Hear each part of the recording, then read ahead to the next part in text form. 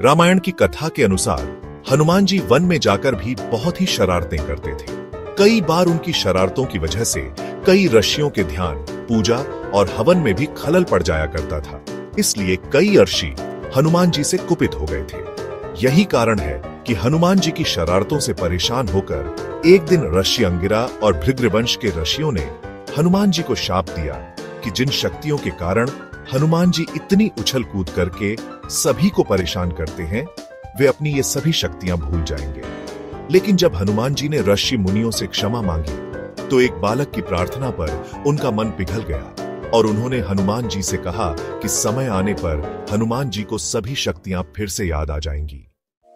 हनुमान जी के पिता केसरी और माता अंजना थीं।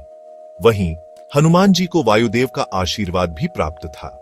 हनुमान जी का जन्म समाज के कल्याण के लिए हुआ था, इसलिए उनके पास जन्म से ही शक्तियां थीं। लेकिन जब हनुमान जी बालक थे तो इन शक्तियों का प्रयोग शरारतें करने के लिए करते थे।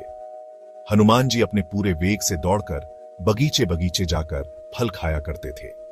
एक सामान्य बालक की तुलना में हनुमान जी शारीरिक रूप से भी बहुत बलवान थे।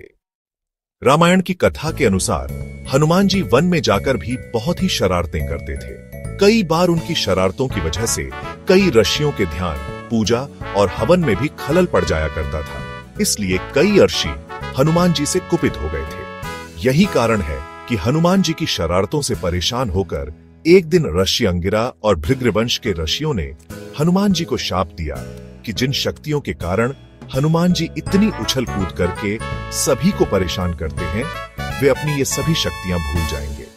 लेकिन जब हनुमान जी ने ऋषि मुनियों से क्षमा मांगी तो एक बालक की प्रार्थना पर उनका मन पिघल गया और उन्होंने हनुमान जी से कहा कि समय आने पर हनुमान जी को सभी शक्तियां फिर से याद आ जाएंगी।